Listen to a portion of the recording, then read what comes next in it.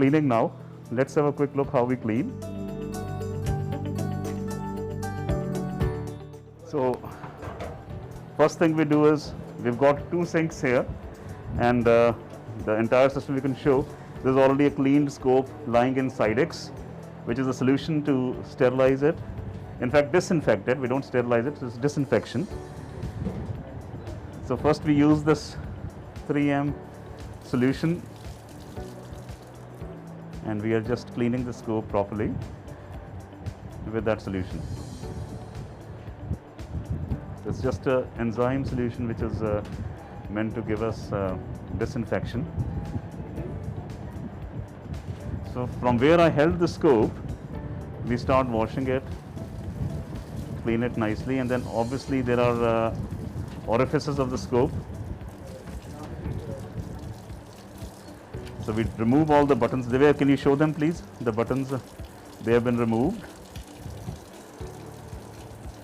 And just show the scope sideways also.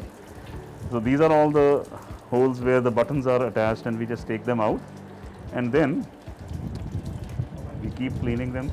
That's the other port from where the channel for biopsy, for other therapeutic procedures, we're cleaning that as well. And now we use a brush to go through each port.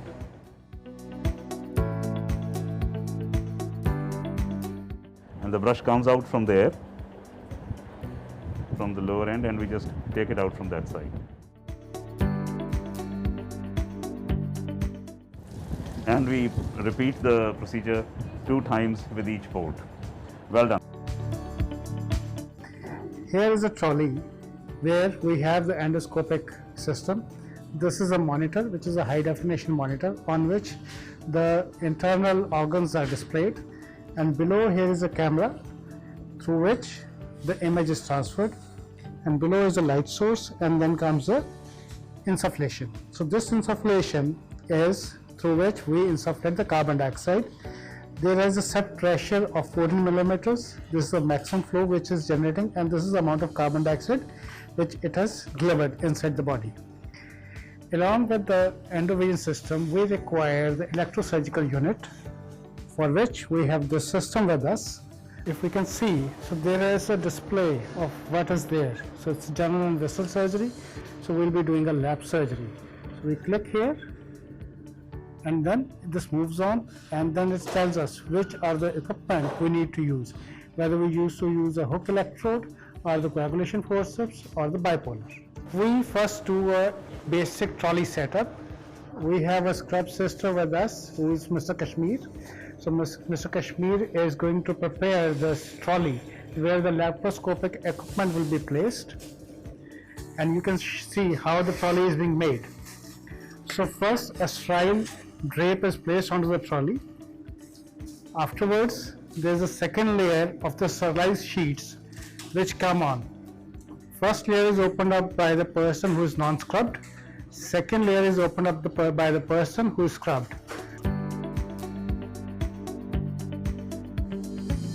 Then a second trolley is prepared where the sheets are placed in the similar fashion.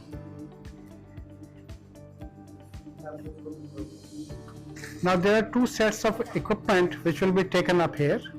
One equipment will be the hand instruments which are to be used for the laparoscopic thing.